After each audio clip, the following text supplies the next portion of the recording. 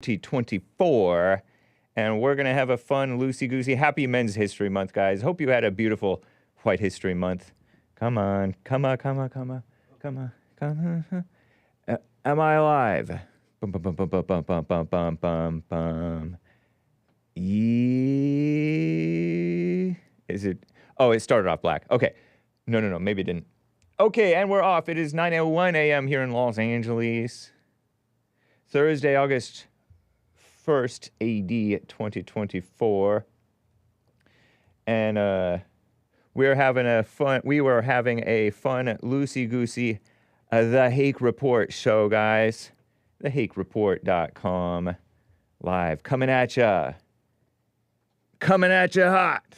Hope you had a fun show with Krishan the Dawn of the Misfit Nation yesterday. You can call in. Some of you guys I did not get to. Many of you guys I did not get to. More callers than we have lines, actually.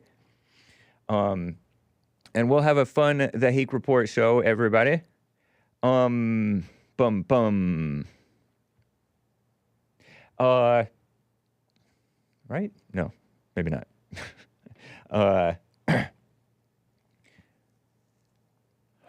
What will we cover today? My bad, guys. Give me a second. What will we cover today? I wanted to touch on, well, I'm open to talking a little bit more about the shooting if you want.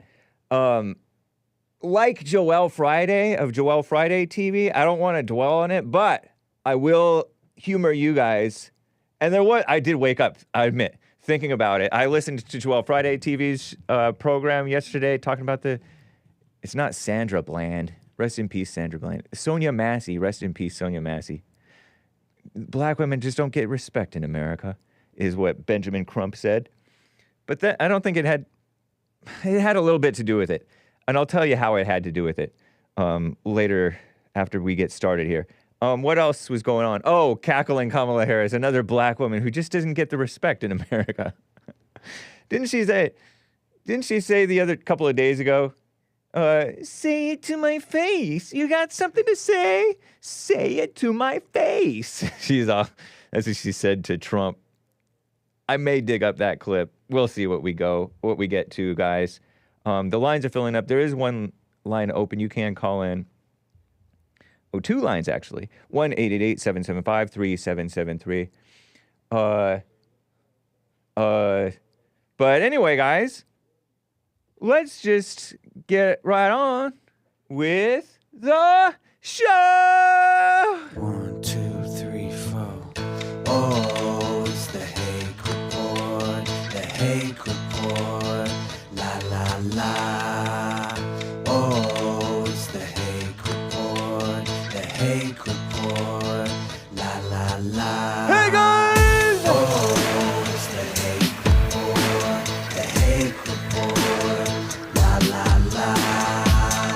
Oh, it's the Hake Report. The Hake Report. La la la.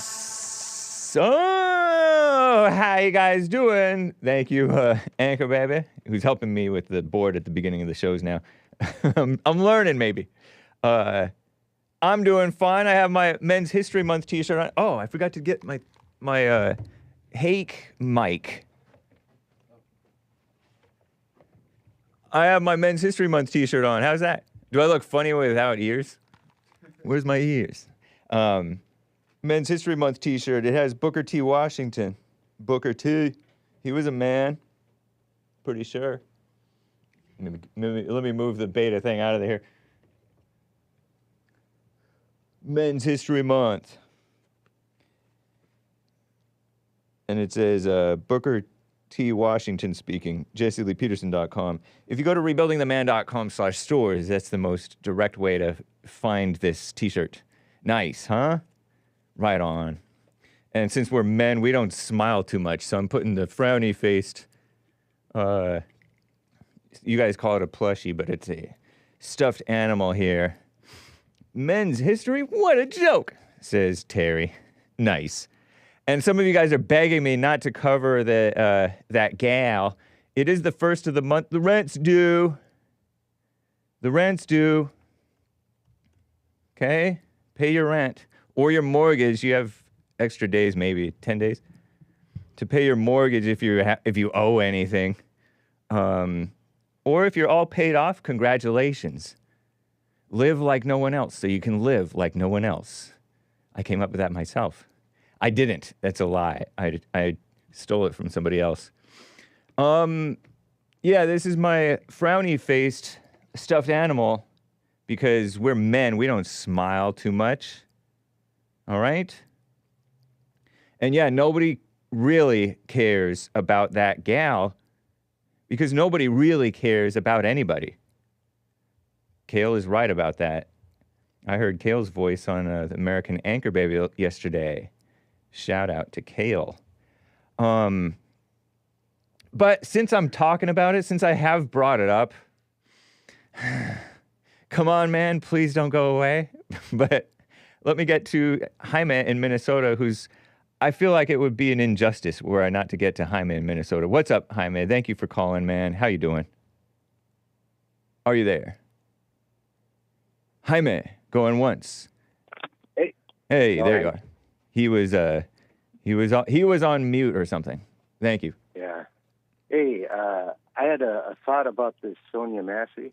The young lady who was about 36 years old, the cop in his imagination, and I don't know if it was in reality, believed her to be threatening to throw the water on him, hot steaming water on him. And he's like, put that down. After she said, I rebuke you in the name of Jesus twice. And he came around and shot her. What do you say? Well, I say I've seen the stats for crime in Springfield, Illinois. I heard that call. You called Joel about that? Or Yeah, tons of crime. You said it's about 113% according to your research? Yeah. So And is the that website looks is that legit. like does that mean that it's 13% above average or that it's more than twice as much crime? I feel like it's twice. More than twice as much crime. Oh, Yeah. okay. According Twice as much crime. according to your understanding of the research Right. of Springfield, And Illinois. and all kinds of crime, murder, car theft, property damage, all kinds of crime. Yeah. But So there may well have been a prowler, which was why she called, I believe she called 911 in the first place, this young lady. well, sure. And I wish she wasn't being honest with the cops, Right. And that makes people. Wait, why do want you say to that get she in- wasn't being honest? Because I just said right, and there's a sense in which I agree, but what do you mean by that? Well, when the video that I had seen of the video, there was a smashed window on one of the cars, and she kind of hemmed and hawed about her car being damaged with a ding. Okay. And then she said, oh, that happened earlier today. And, I've seen a lot of different cop cams and a lot of people, they call for domestic violence kind of stuff, and then the guy leaves or the woman leaves, and then the person already called, and then they feel ashamed or whatever for calling since everything's done and over with, Yeah. And that's in my, quote-unquote imagination, which I don't go into, but practically, with all the information that I've had in the past, seeing things, that would make practical sense. That she had some altercation with somebody, they broke her window and left, and she had already threatened to call the cops. No, this doesn't sound like a practical observation. You're speculating.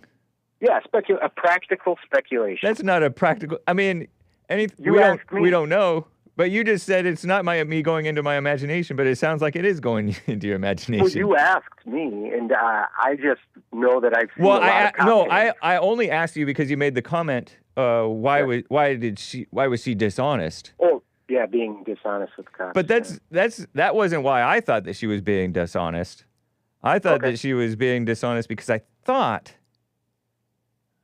that I heard her make a comment about, oh, I better be careful around you white cops or something like that, or sure. you cops. And but that's why, and that is why I thought that her being a black woman fed into it, because many black women are brainwashed into this anti-cop mentality, and it makes the black women act more crazy than they would normally had they not been brainwashed against cops. Yeah. And what I would like to see is what kind of propaganda is being put off in Springfield, Illinois. Oh, I mean, this is probably the same. Probably the same Right. propaganda that's nationwide and worldwide, really. Right. But in like the city that I'm at, we're not, against the cops or anything, and it's not being pushed down. It's not in the schools. It's not in, it's not on the billboards, like it may be in Springfield. I don't know. Yeah. But it does seem like anger is in Springfield, and it's going into the whites and the blacks, and Yeah. that's the problem. Isn't that cop shot unarmed woman? The problem, that's only a symptom of the problem. This is all a symptom. Yeah. Well, they might want to try and fix the problem by, putting the cop and making an example of him. But the real problem is that there's anger in all these people's hearts. Yeah. And True. they're possessed by anger. Yep. Indeed. But it reminds me of the Cure. I think his name's Michael Cure, the black man in Georgia who was stopped by the police officer. Oh. And he struggled with him to get the cop's gun, and the white officer, shot him, killed him. Okay. I think that's a better example than George Floyd. Oh. Okay. Of, if you wanted to compare the two. Okay. Yeah. Huh. So what do you think of that? Do you think it's anger, or do you think it's because of race? No, obviously. I mean, even if it were, quote unquote, because of race, it would be anger. Because blacks are brainwashed against cops, and then cops have to deal with the blacks, and they're angry as well, and they get sick of it. Or this guy, they say that he was overly aggressive at times in his past, and some would argue that he was over-aggressive even with this incident. And I can't say that they're wrong. I don't know. He may well have been over-aggressive. Joel made the point that it's kind of wild that he met the threat of hot boiling water with a gun right away when he was, well, he said 20 feet away. I would say like maybe 10 feet away, but because the fisheye lens makes it look farther away, the fisheye of the body cam. But still, yeah, it may have been disproportionate, excessive force, unnecessary roughness, perhaps. I don't know. Yeah. Yeah. Anyway.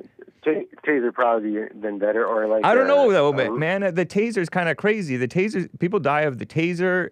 A cop is not supposed to retreat from a threat. He's supposed to go toward a threat. I know that she was not a criminal, but then once he surmised that she was posing a threat, he's supposed to neutralize the threat, not just flee away from the threat. It doesn't make sense for a cop to get threatened by a person. And I know that she didn't. She said she didn't literally threaten him, but blacks are slick. They know how to say stuff that they can say. Oh, that wasn't a threat, but they're threatening. But that wasn't a threat, but they're threatening. So I don't know if she was threatening or not. He read it as a threat. You wouldn't think a male cop would retreat, but a female cop, you could see that. Yeah. But maybe he should have taken out his retractable baton and, I mean, the water can go anywhere pretty fast. So sure. But the cackling Kamala Harris, that was nuts, man. They kept saying that Trump was being discourteous, but it turned out that they had technical issues, and that's why they didn't get the whole hour. But that woman, I saw an interview with her. Sounds like the Hake report. And she didn't bring up that there was technical difficulties. Oh, what a he brought it up. Person. I mean, it was kind of funny. I liked that Trump called out the NABJ, National Association of Black Journalists, and how they treated him at the very beginning of the show. Catch the first hour of the Jesse Lee Peterson show today.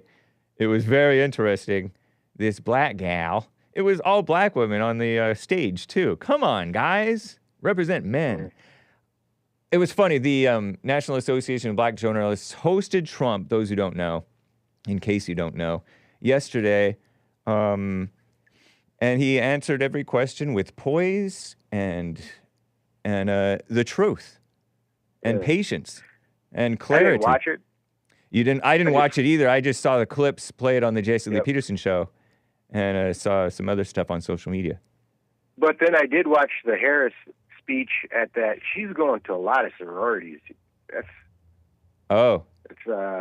was it? she goes to- Are they literally sororities, or are they just Yeah, she you're calling them that? No, she says, I want to thank the Gamma whatever sorority incorporated. Oh wow. Thank you. Hey. She says it a bunch of times. But she mentioned that Trump had disrespected the black women there or her or something. Lord. But she didn't mention that she didn't go, that she was supposed to go, and then she didn't go. Yeah. That's such a mean girl attitude. You know? Oh, yeah. I mean, I don't know the whole story. I don't know what happened. Yeah, because Trump said at the NABJ, National Association of Black Journalists, that Kamala was supposed to be there, or maybe she was supposed to be on Zoom, but he was told he can't go on Zoom. And so he had to be there in person, but they were going to let her be on Zoom, but she didn't show up, and she didn't even Zoom in. Zoom meaning like like a kind of like Skype, but it's Zoom. I don't know what the real story is. I don't know what the real story is. Maybe we'll find out, and maybe we won't. Yeah, and it's interesting. Indeed, it is. But, all right, Hake, you have a good day. You as well, Jaime. Appreciate you, man. Take care. Bye. Bye. First-time caller out of Washington State, I do believe. Juan. Whoa. How you doing, Juan? Oh, you're coming in awful. Let me put you on hold. Don't hang up. I'm gonna put you on hold, and we'll get your phone straightened out. Juan is how I say it in Washington State. Get his phone, and we'll iron it out. Joe, it wouldn't be the Hake and Snake show without the snake himself. Joe in Phoenix, how you doing, Joe?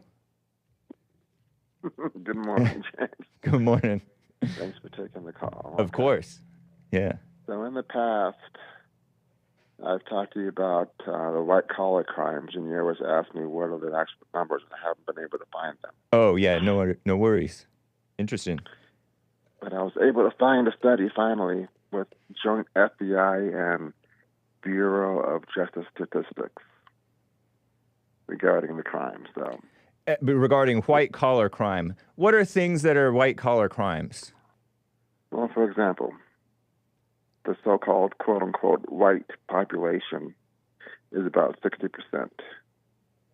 I'll let you know I don't believe that races exist, but 60%? forgery and counterfeiting. 64.2%. All right. Fraud, general category, 66.1%. Embezzlement, 62.7%. Did you say 52 with a 5 or 62 with a 6? 6 with a 6. Okay, so they're all in the 62.7. 60-something percentage range. Yeah, this is all Fraud, embezzlement. Embezzlement is when you're stealing money away from where you're not supposed to steal it. I mean, you're stealing it from a company or whatever that's not yours. So it was 3 categories: forgery and counterfeiting, fraud, and embezzlement. Fraud and embezzlement. Okay. Interesting. And those are in like the 60% range.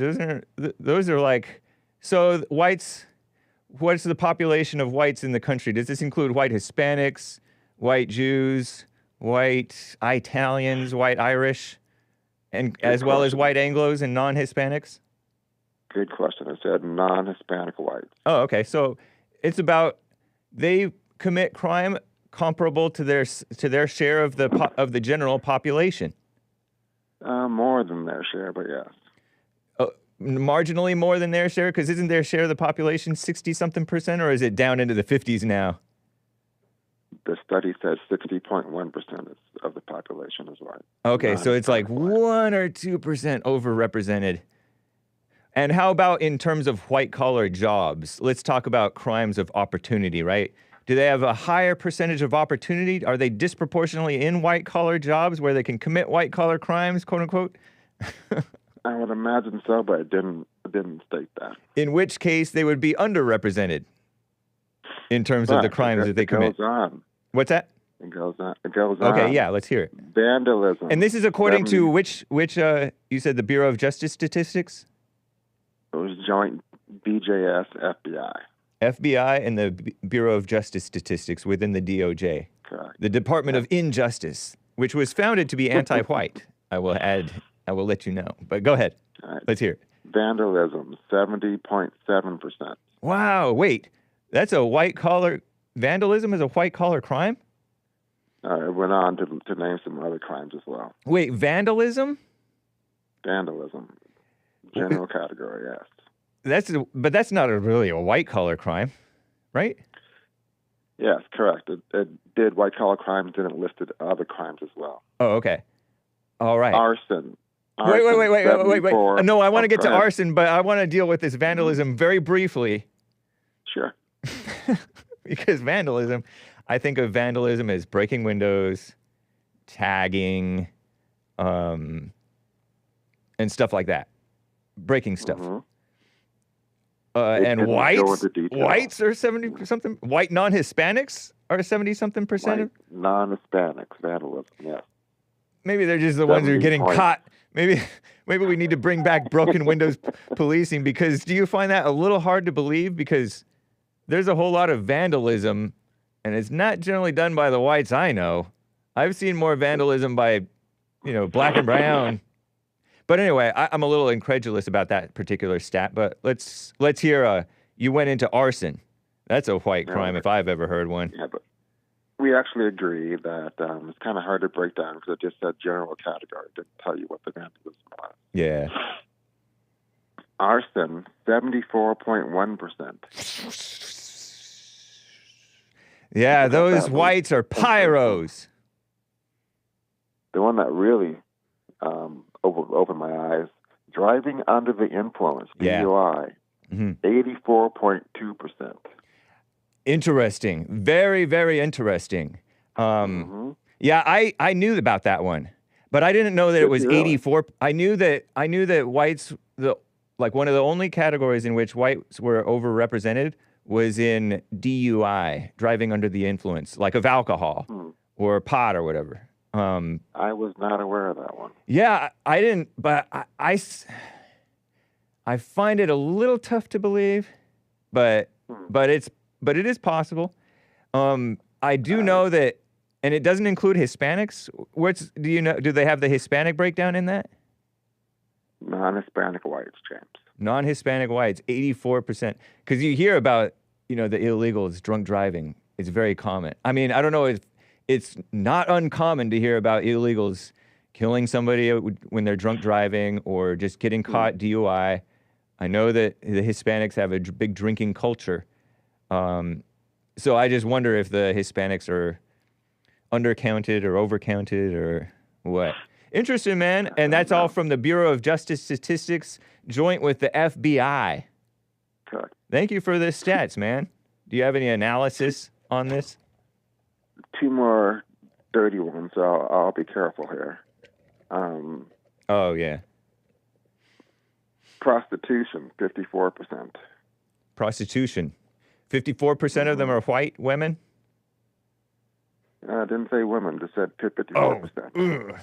I didn't mean to go there. Okay, yeah, And nice. then general sexual offenses, 72.4%. Yeah. Interesting.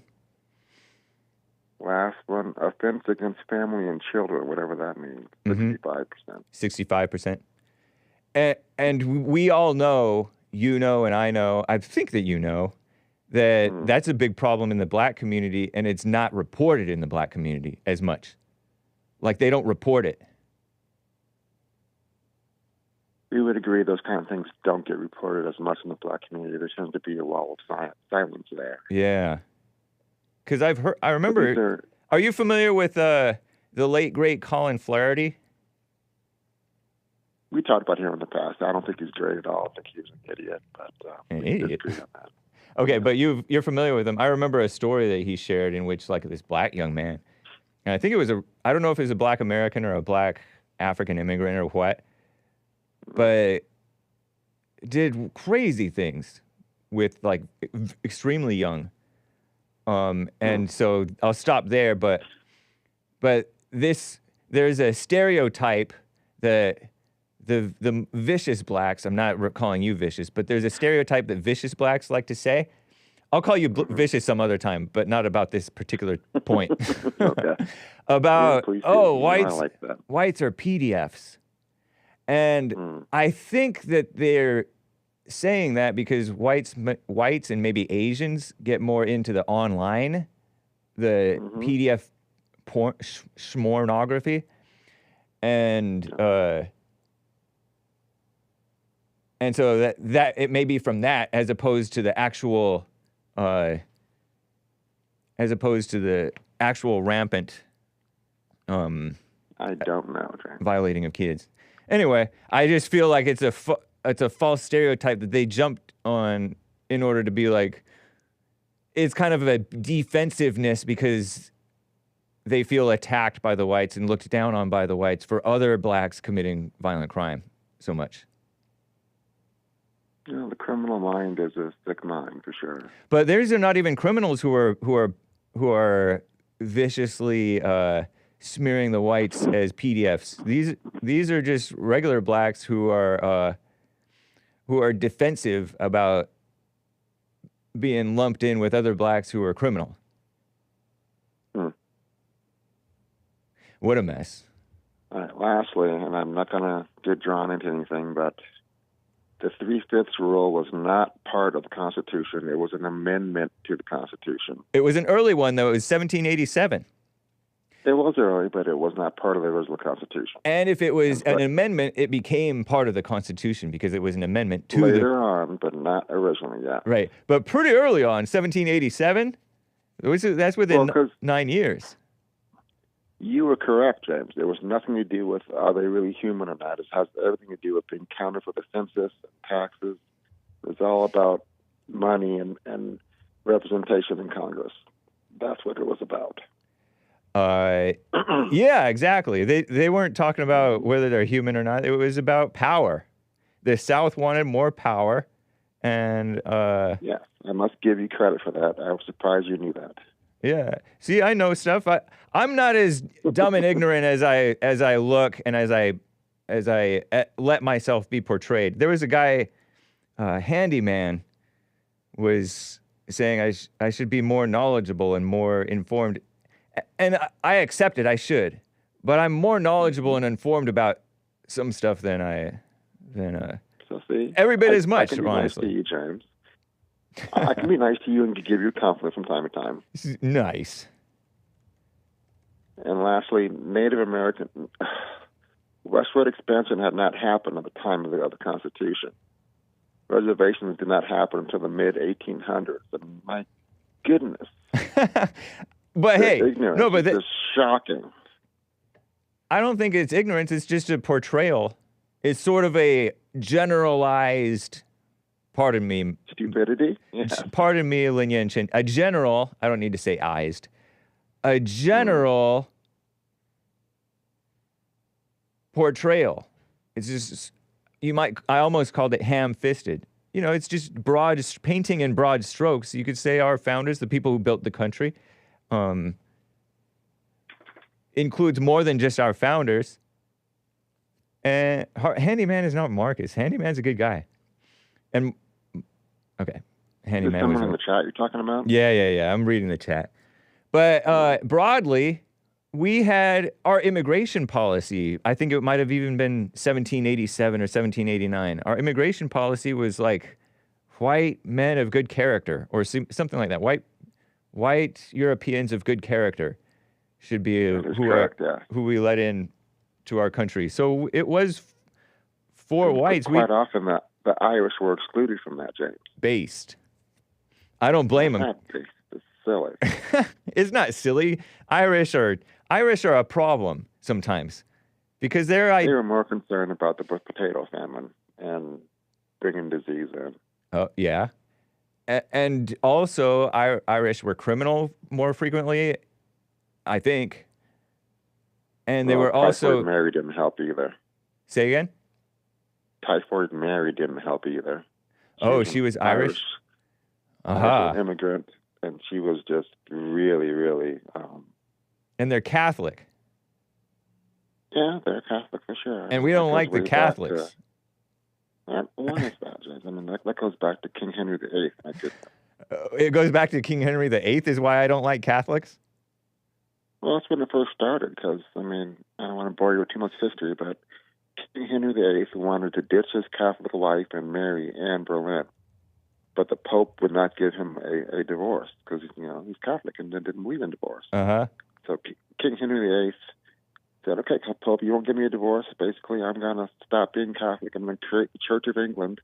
I'm going to grant myself a divorce because I'm now the head of the Church of England. I'm going to marry who I want to marry and divorce my Catholic wife. Oh, but I agree with the Catholics against divorce. I'm not for divorce generally. Mm-hmm. Irish are your people, Hake. But the reason that the Americans don't like the Irish don't like the Catholics is because we're raised normal Christians. Weren't you? I was actually baptized Catholic, but you were? I was baptized Catholic as a baby, but I was raised normal Christian. Yeah. Nice. Right on. I like your vernacular. Normal Christian. Yeah, you're infecting my language. How's your pastor buddy doing? He's doing fine. He's still doing his traveling around thing, but he's encouraging me to be more kind to you and similar. So. Right on.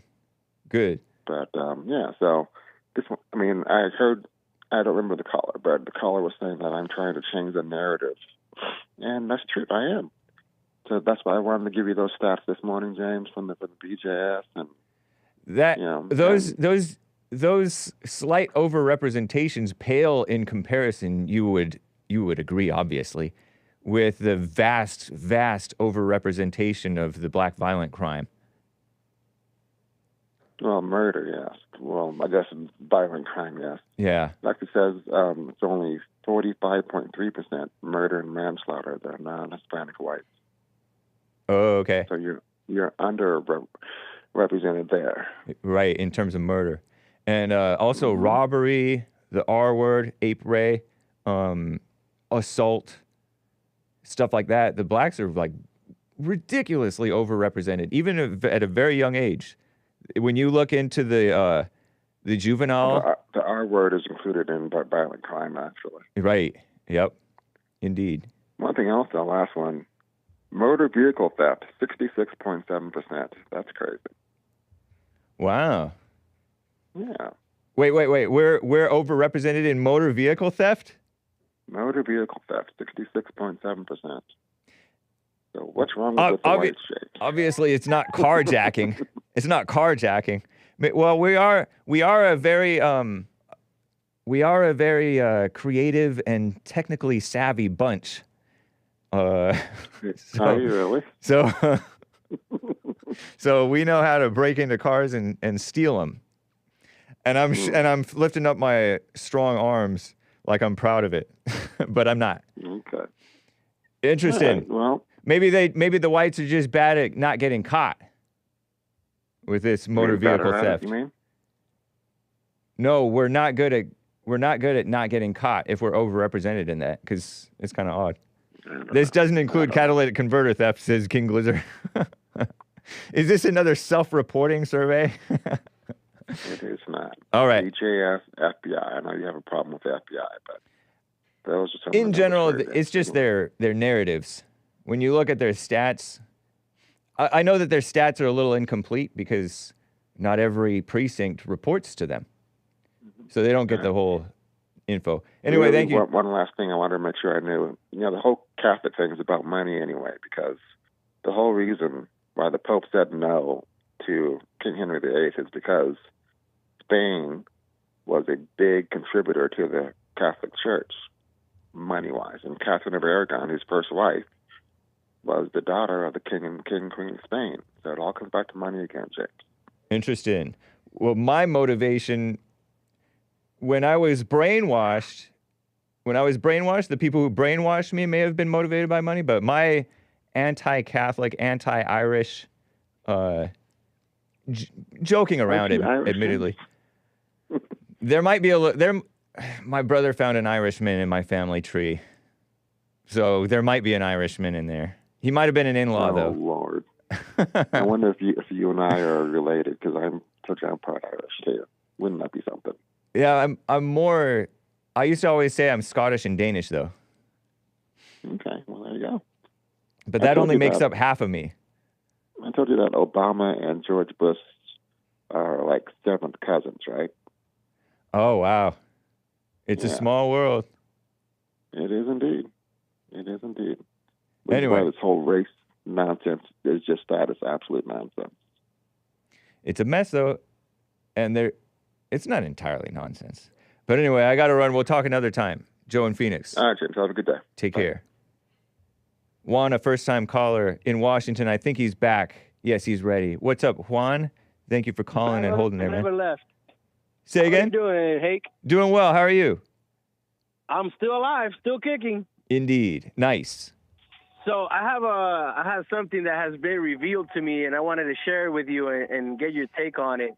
And it's that if we're not willing to die for the truth, our whole lives will be a lie. And I can tell you why I came to that conclusion. Okay, let's hear it. So about a year and a half ago, when I first found about Jesse, I started watching I Forgave My Mom and all that stuff, and all hell broke loose in my home. Because now my wife, now that I see the hypocrisy in me, I'm no longer lying, and I was conditioned to lie at a very young age. So most of my life was a whole lie. I was always covering stuff up and doing things behind my wife's back and all that stuff. And when I decided not to lie anymore, now she's all hell breaking loose in her. And I've came to that conclusion that, or not conclusion, but that realization that if we're not willing to die for the truth, our whole lives will be a lie. Well, our whole lives will be a lie? Yes. Interesting. So what's your take on that? You may be right, but I don't know what you mean by telling because you said that you used to hide stuff from your wife, and now you tell her the truth. What true things are you telling her? Because not all true things need to be said. Right. No, but I mean, like, in the sense of, like, stuff that I was doing, like talking to other women and stuff like that, all that was covered up by the lies that I was telling. And so you started telling your wife that you're talking to other women? Yeah. Well, she found out, and when she found out, she confronted me about it. Oh, okay. But since I already have forgiven my mom, I'm no longer lying, and I have nothing to cover up anymore. Like, there's no fear. Like, I come to notice that we lie because we're afraid of what other people might think, or judgment of other people, and the judgment of ourselves, to be honest. Right. But True. when I decided to no longer lie, I realized that if we're not willing to die for the truth, our whole lives will be a lie. What? So you're like, yeah, I'm talking to other women? No. So she confronted me. She confronted me about it, and I was honest about it. Like, yeah, I messed up. Like, I owned up to it. I took responsibility for it. But just talking to other women, maybe you were flirting, but it didn't go further than that. You didn't need to. No, it went further than that. Oh, okay. Well, all right. Yeah. We're not doxing this caller, but it's not really. Like, it's not really her business, you know? Like, you didn't necessarily need to admit that. No, yeah, I understand that. Yeah. But it was freeing for me, because it was like when she found out, it's like she took a mask that I had on, and I no longer have that mask. And since I no longer have that mask, I have no need to lie anymore. So now, and it's not even me trying to tell the truth. It's just that there's no fear and there's no reason to lie anymore. Have you stopped? Have you stopped talking to other women? Well, me and her are no longer together. No, but by the point that let's say when she found out, by the time that she had found out, had you already stopped talking to other women? Yes, I was trying to fix my marriage. So you were a new man. I came to realize that I couldn't fix my marriage because she's not happy within herself. and she thinks that everything that's happened to her is because of me and because of other people, and she sees the hypocrisy in other people, but she doesn't see it in herself. Right. Yeah. And in my case, I've been allowed to see the hypocrisy in me, and now I'm able to see it in others, and I got no problem with telling people how the cow ate the cabbage. Which cow? Which cabbage, though? But yeah. So that sounds like that was an error too, trying to fix the marriage, because there's no. Yeah, it was. Yeah. Because you should have just let it be and not tried to fix it, but just. I mean, I'm not saying that it would. I'm oftentimes trying to fix something makes it worse. Just like the liberals. The liberals try to fix problems and then create more. Like, for example, right now, since we're separated and all that stuff, I told her, let's sell the house. I'll give you half of the money that belongs to you, and I'll take the other half. You continue on your life, and I wish you well, right? Uh-huh. You would think that somebody that has been hurt by another person, they would agree to that. Like, if they're logically thinking, right, they would be like, you know what? Yeah, you hurt me so many times, this and that. Let's do that. But when I tell her, let's sell the house, she comes and tells me, oh, no, this is my kid's house. This is not just your house. Okay. And what I've come to realize is, like, she's out for vengeance. Like, everything that she says I did to her, she wants payback.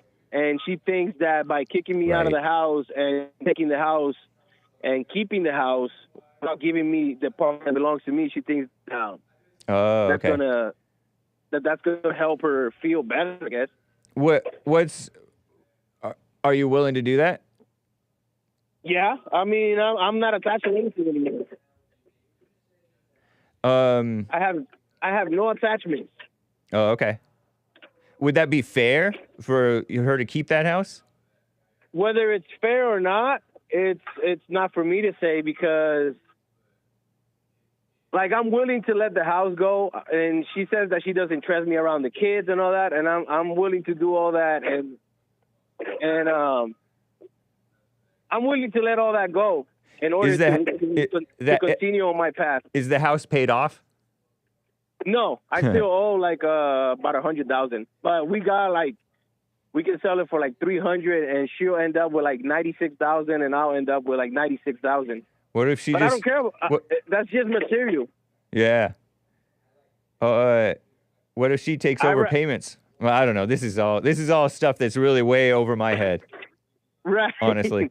Yeah. But somebody suggests she needs to buy out your half of the property. Yeah, we would have to go to court and fight for all because that. She's going to go to court over this. She's not going to just make a deal with you interpersonally. That's what I try to do, and I tried telling her, I was like, listen, if we go to court, you have to get a lawyer, I have to get a lawyer. They're going to want they're going to fleece you guys. Yeah, they're going to want a cut of the money. So it's just better if we sell the house and you take half, I take half, and we just go do the divorce, and that's it. That's the end of it. Yeah. But no, she wants to get lawyers involved. She wants to do all this. She wants to do that. And she wants to divorce? She's the one divorcing you? Yeah, she's the one that says that she wants nothing to do with me anymore. Oh, okay. And it's all over, and it's all because of this this cheating episode that she found out about? Yeah, and other, I mean, that's the excuse that she's using. Yeah. But like I said, now I see that I wasn't the only one making mistakes in the relationship, and that I always followed her lead, instead of her following my lead. Yeah. I always follow her lead, and now that I'm no longer trying to follow her lead, that's when the problem started. Because she knew about messages and stuff like that years before, and we would argue about it and stuff, but she would still stay, and we were still a couple. But the moment that I stopped trying to please her and trying to be like, oh, I'm sorry, baby, I'll change and I'll do this, and, try to fix it, quote unquote. Yeah. As soon as I stopped doing that, that's when she started, having a problem with it. Indeed. What a mess. And I realized that it was just all about control. And I've come to realize that men want sex and women want control. And if the guy doesn't get sex, he thinks that she doesn't love him. If she doesn't get control over the guy, she thinks that he doesn't love her. Yeah. And that's a transaction. That's not real love. And What a I've come mess. to understand that real love has no conditions. The same way our Father loves us is the same way we should love each other. Yeah. I agree with that, man. But we don't. So, yeah, it's a mess. Well, have fun. I am. I'm grateful for every single day that I get, man. Yeah. Every day is a gift. And Indeed. I realized, too, I used to blame myself a lot for all the stuff that I did and all the stuff that I was in that fallen state. But now I realize that everything that has happened to me since the day I was born up to this point needed to happen in order for me to get here. So I have nothing to repent for. Everything has worked out for me to be here at this moment right now. Nice. That's a nice attitude, I think.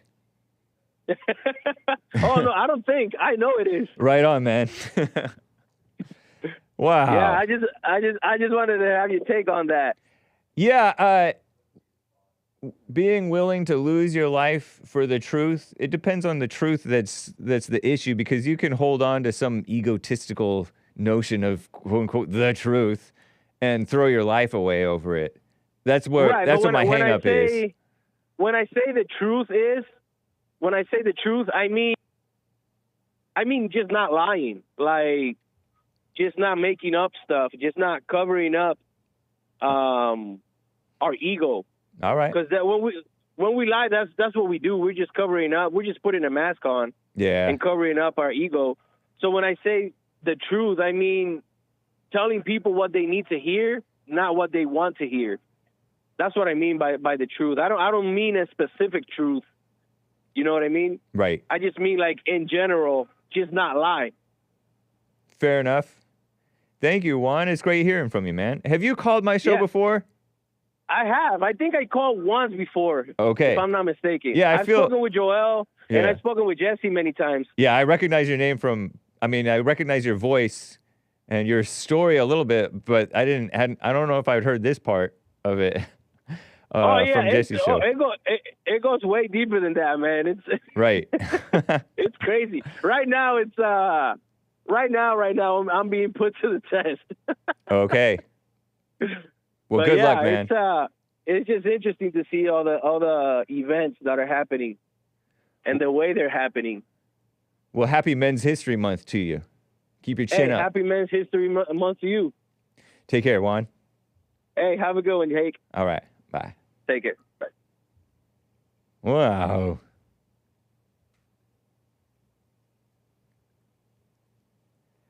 Let me get to Jeff in Louisiana on the line here. Jeff, thank you for calling and holding, man. How you doing?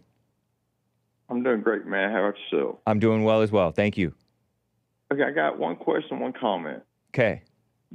On this part of your show this morning, you said this statement, and I just want to ask you if you catch what's wrong in your statement. Okay. You was talking about Trump making a speech at the thing, and you said they only have white people asking him questions at the National Association of White Journalists. I didn't say people, though. You may have misheard me. I said they only had black women on the stage. Women. Not even black men on the stage. I think that's what the quote you were referring to. Maybe I messed up. I'm okay with all black people asking him questions, of course. Yeah. I love that. I love that thing. People are bad mouthing for that. I loved it because he went up there and he didn't care what they said. You know, Trump don't pander. Right. Trump says what's on his mind. Indeed. That's why we don't have. That's why with Biden in the White House, we have him bowing to a 4-foot-something Chinese guy with a little man complex, extorting him for money so his son has hooker and drug money for the rest of his life. Trump don't care because Trump has that money. Yeah. So Trump goes, so how's it going? And it's not just because Trump has money. Trump has, he seems to have a solid foundation, whether he has money or not. Like he's not gonna, he has character, you know? He has a strength of character. Well, I won't go on about this, so I'll say it real quick. Okay. It's not the fact he just has money. It's the fact is Joe Biden, George Bush, or Barack Obama, every one of these presidents are trying to get in that position to get influence and authority and power and feel accomplished. Yeah. Trump's made himself a billionaire. Trump's had a TV show, and this ain't something to be proud of, but he can sleep with supermodels, prostitutes, and their supermodels, everything he wants to. He's made his life. He's accomplished everything. This is just the icing on the cake. He's being president. Yeah. He's Indeed. not getting in this position to make his life better. He's getting in this position because it's something he wants to accomplish. Indeed. It's not to improve his status. You're He's 100. got everything. You're definitely right about that. I 100% agree with you. He's in it because he loves the country, and it's the natural next step in his life. He's done everything else. Why not become president? And it's the perfect time. That's it, man. And the thing is, when you're going to talk to these foreign lawyers, you want somebody that's pandering, trying to get money for themselves, not for the country, to help their country, but to help their family. Right. Or do you want somebody that just says, you know, like I said, Trump can go to a meeting and he can say, we've been in a country for a bit over 200 years. We're the most, I don't want to cuss my shows now, because we're the most bad a country in the world. Nice. We don't need y'all. Y'all need us. That's a fact. If you got something we need, we can figure it. We can wing it in the meantime. We'll figure it out eventually. We don't have to have you to get it. Yeah. And that's the way Trump comes off. Okay, man, but to finish up real quick, I want to comment on Joe this morning. Okay. Joe calls in with all these statistics on how the white people lead this crime, that crime, this crime. Now, I listened to all of them, but I don't recall the last one. He was talking about car theft. Yeah. White people lead this. Now, I want you to take this into account. Car thefts, Grand Theft Auto last year in 2023, 67.6% were white, 28.6% were black. Now, where's the problem coming with that? The country is 70% white and 13% black. Who's overrepresenting that? The blacks. That's true. Although he says that the country non-Hispanic whites are 61 or 60% white, non-Hispanic whites. So I don't know. I don't know if his numbers are real. He claimed to cite them. You found them, huh? You found that it was 28% black? This is on FBI crime statistics for 2023. Okay. Interesting. It doesn't separate them out into white, Hispanic, and all that crap. Oh, okay. It just says white. Yeah. And it says white, Asian, black, and, whatever else. Okay. But still. Does it have Hispanics? Did you happen to notice Hispanics in that? Because I thought that the FBI started to. No, it has white, black, or African American, American Indian, or Alaska Native, Asian, and Native American, or other Pacific Islanders. Oh. It does not have Hispanic. Okay. Well, that means it's lumping in the Hispanics with the whites. Yeah, that's something in Hispanics and whites. Yep, because most Hispanics, 60-something% of Hispanics are white Hispanic, and then the other 30-something%, I guess, are black Hispanic. Because, yeah. Okay. Interesting. Okay, one more comment, and I'll be done, I promise, man. Do you notice that America is the only place where black people are called African before American? There's not African English, there's not African Jamaican, there's none of that. Wow. Only African American. And do you know the way black people come to Jamaica was in the 16th century, the same Atlantic slave trade that brought them to America brought them to Jamaica. Interesting. That's right. So they're not African Jamaican. Nope. No, 'cause I looked that up because Kamala Harris Day is Jamaican. Right. Well, what is he? African Jamaican or is he African American Jamaican? He would be African Jamaican American by now. What a mess.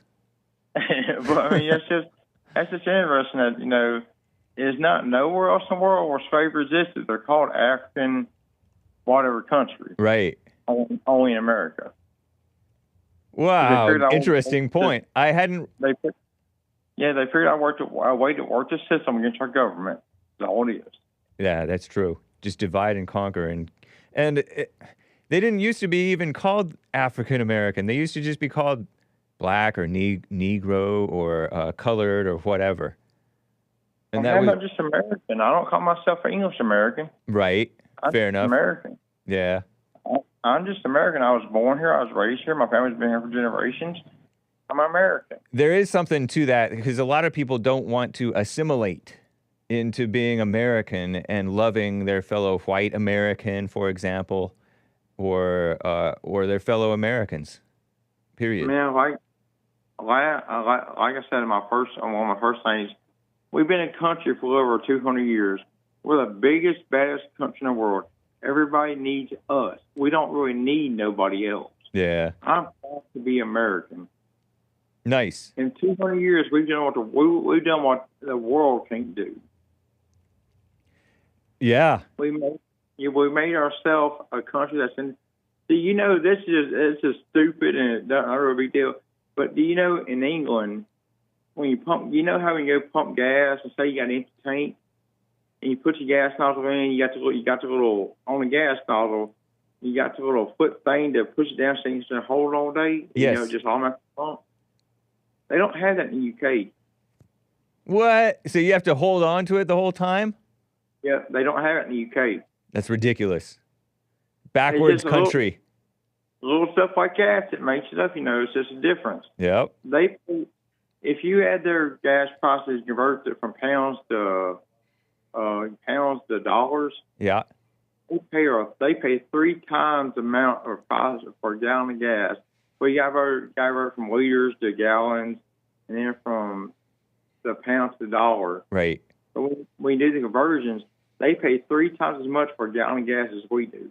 That's ridiculous. Wow. And they're right there where the oil's at. Say again? They're right. I mean, don't come out of the ground there, but they're on the same continent with the oil. Saudi Arabia and Iraq and all that stuff we're getting oil from. Oh yeah, oil. Yep. They're on the same continent from. They don't have to have it shipped to them.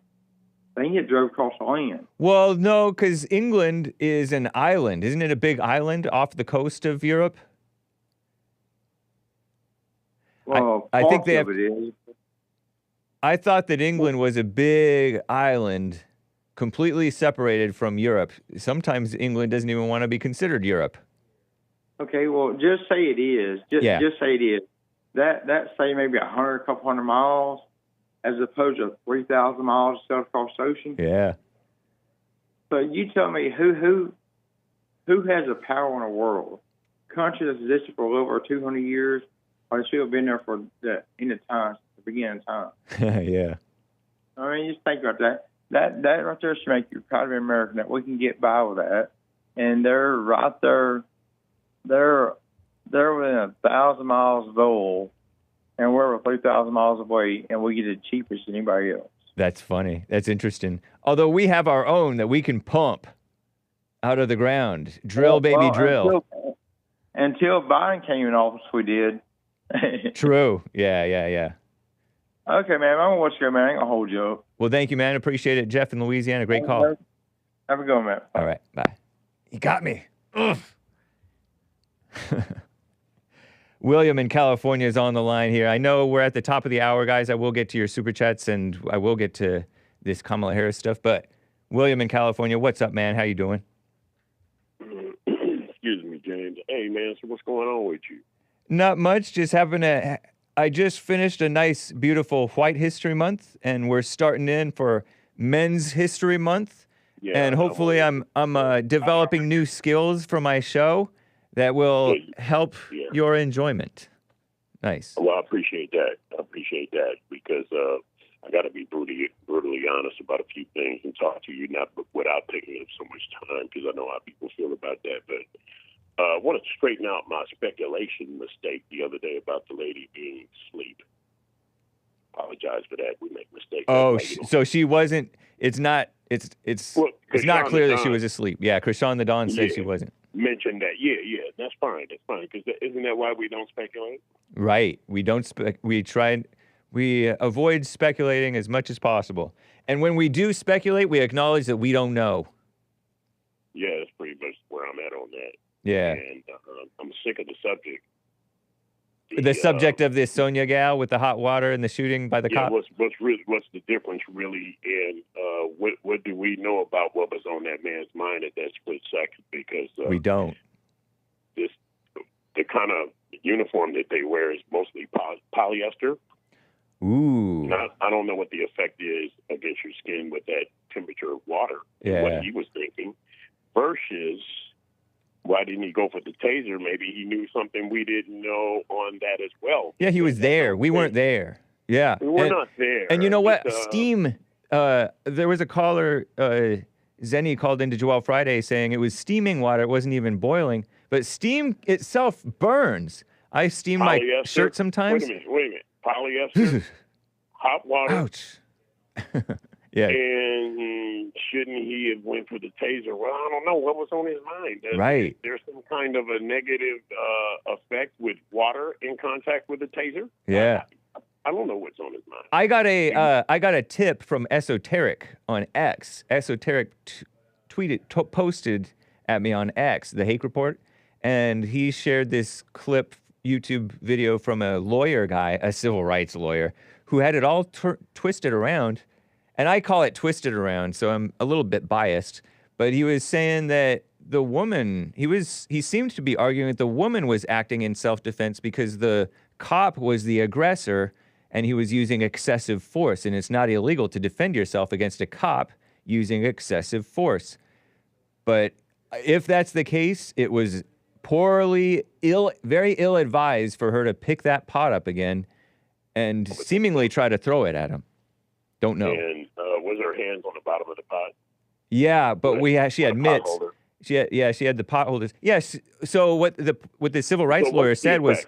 Let me just say this briefly. What the civil rights lawyer said was she put the pot down because she had the pot when she was like, "I rebuke you in the name of the Lord." He's like, "Put the pot down." She did not disengage. She put the pot down, but then she picked it back up. So she had the pot down when they were saying, drop the pot. So I don't know. It occurred to me she might have, this is total speculation. I don't know. What was on her mind. Yeah, she might have, but listen to this. Yeah. She might have heard the command, drop the pot. She had already put it down. So maybe she was going to pick it up and drop it because she was a crazy woman. So maybe they confused her with their commands. It might have been just all an innocent mistake, and now she's gone. Rest in peace. Simple as that. Yeah. Simple as that. And can you find out real quick what the effects are with a taser in contact with water? Can you look that up real quick? What's the effect on that? I don't even think I have to look it up. That could be potentially electrocution. And potentially lethal, right? Whoa, maybe. Depending on how high the gun is set, right? Ooh, I don't know. I hadn't. All right, so let's stop the gaslighting and talking about this story just because you want to do a gotcha moment on the Hake show. Yeah. Because I don't think this had anything to do with race or anything or him being too aggressive. It's just a really messed up situation to be in, and people don't understand the danger that cops face. Right. Or the people themselves that they put themselves in when they react erratic with a cop. Well, you know that today's version of the black people like to not comply with command. Yeah, not good. Officers. Yep. Now, Joe, I know Joe is smarter than this too. Them stats, Joe, I don't know, man. I think we're overrepresented, and I think we're overrepresented. I don't know, man. Yeah, overrepresented. Come on, Joe. You know we off the hook. You know we doing a lot of stuff out there, and they not reporting it. Right. Yeah, indeed. And they're even going as far as to recategorize some of these crimes and put them in some other crime. Right. I know. For the convenience Yeah, I mean of wokeness. they throw stuff out, they cook the books. A lot of these cities with a whole lot of crime will try to downplay, undercount the crime in order to make the city seem more attractive. Because they want to attract business. Yeah. I believe Joe. He got it on the stats. I know what he's looking at. Yeah. But then again, Joe, they're acting up. Come on, wait a minute. We only make up like 12.6% of the population and going down. How many black people died last night? Across the country. Thank you. All right. So let's move on to the next one. Don't they like to not comply to commands with peace officers? Right. All the time, right? Yeah, it's not good. Who's over? Yeah. And part of that I hold as this type of story adds to the I'm flexing right now. This type of story adds to the brainwashing of the younger black Americans and the older black Americans. Not even need to be said. Because then they're like even more jumpy with the cops. It makes the cops more jumpy, and everybody's too jumpy. So maybe the cops are just prejudiced instead of racist and saying, hey, this is how you guys all act anyway, and it makes me nervous. Yeah. What a mess. Yesterday, I heard something that was pretty alarming from your caller down in, was it South Central out there, Frederick. Did he really... Oh, yeah. He almost implicate himself into in advocating for rioting and looting? Well, he has some communist background. Yes. Come on, man. He's a little former communist. Wait a minute. Didn't you just say don't risk my channel? Right. Yeah. I know that was sort of grow up. Very uncalled for, Rika. Very, very much so. Grow up, Frederick. Little girl. Whoa. I'm not with that part, Rika. Hey, I know you're a man. Right, whatever. Yeah. Well, male. Hey, look. Happy Men's Month. Yeah. Yes. Happy Men's History Month. Who we gonna do it for? Let me see. Shelby Steele. How about that? Okay. I'm not too familiar with that guy, but I have heard the name. Black American, who's like a relatively conservative guy. Doesn't agree with affirmative action and handouts for the blacks. Fair enough. And Joe, also before I get off, I picture Shelby Steele. Somebody got caught in San Francisco, a black female. She embezzled $700,000 from the San Francisco Police Department, nonprofit director for something, and she's got $700,000. Oh, really? I sent the story to you. Oh, okay. I'm bad at checking my emails. You sent it to the hakereport@gmail.com? Yep. Okay. Yep. The story just came out yesterday. She embezzled $700,000 from the police department. Who was this again? You want me to get her name? I get it real quick. No, but what was she? What was her role? Nonprofit organization. I don't know how she gets her hands on police funds. Yeah. Wow. Interesting. But Joe, I know that the white people do get DUIs more, but there is more of them, and they like to take a lot of risk with alcohol. They're a little bit more relaxed with it. Yeah. And they'll just go out there and go on a mini bike or a dirt bike or go surfing drunk and don't care. Not good. Driving. Yeah. Now they do that. They've always done that, but I can tell you this: they also make up over 60% of the population. So yeah, we kind of like gaslighting the numbers. I know those are all like in line with the general size of the white population, and it's right about on track. It's not like they're double, triple their share of the population committing that percentage of the crime. Let's look at Joe's stats and say, okay, cool, Joe. How much have you thought about this one? How much do blacks devalue their neighborhoods versus whites? Oh yeah, I know. That's they a lot. Even when you got whites, they're in the crime a lot. You got white towns, they got a bunch of people that do crime. Yeah. But which group devalues their property? Right. Yep. And what you got against Catholics? What you talking about, man?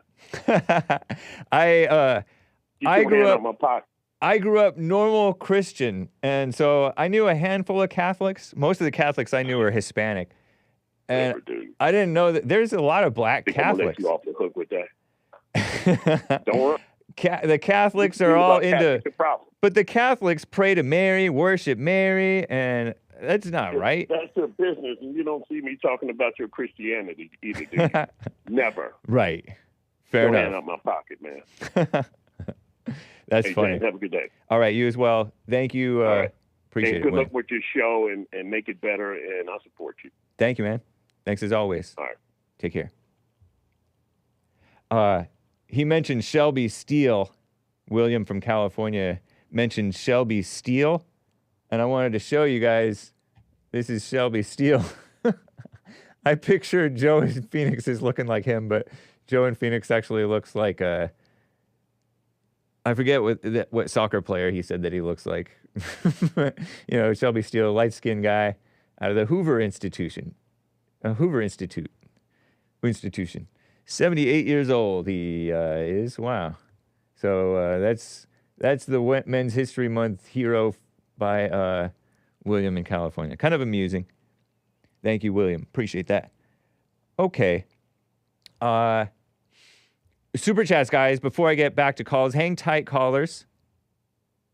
Over on streamlabs.com/the Hake Report, Greggatron. What's up, man? Says, Hake, how you like my little idea for your little show? Turn off his mic. You're a Bible denier. Y'all coming up here with a bunch of nonsense. Come on, man. Let's worship the Lord. Woo! Just get off my stage, you scumbag. Did he say that? Did he say that word? I learned from CJ, Evil is Real, that you're not supposed to say that word because that word is actually dirty. Dirtier than, I'm thinking soap scum, pond scum, normal scum. But it means something worse than just that. And then bag is like, you know, like a dirt trash bag. That's what I pictured. But now I can't get the thought out of my mind that CJ polluted my mind with the truth. Anyway, use that for banning people / disagreements. Bible denier. You're a Bible denier. You're a Bible denier. You're a Bible denier. Putting himself in the trance, saying it 3 times, thrice. This was a flat earth debate. A ball-tard pastor told a flat earth pastor, get off my stage, cut his mic. He's a Bible denier. You're a Bible denier. And it was amusing from like several months back. December 2023, I think I covered it on the Hake Report. Bible denier. When Hake deflects to blacks when discussing white crime, it's all okay. LOL, hypocrites, says Just a Guy 99. Whatever happened to Just a Guy 88? I guess we disavow that number, of course. Yeah, I know. Yes, let's deal with the white crime. Indeed. What is pond scum? Oh, don't tell me that that's something bad. Pond scum. Define. A mass of algae forming a green film on the surface of stagnant water. That's what pond scum is, Rika. You little communist riot